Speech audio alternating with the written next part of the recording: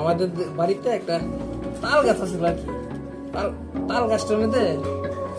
দুইটা ভূত ছিল। সন্ধ্যার সময় সন্ধ্যার সময় বাইরে আর যে হয়তো ছোট্ট মেলা সেই বন্ধুরা কই কেন আজ অনেক বছর পরে যখন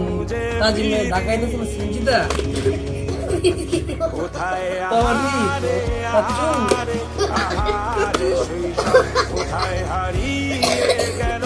যে আহারে শৈশব কোথায় আহারে আহারে আহারে শৈশব কোথায় হারিয়ে গেল যে আহারে শৈশব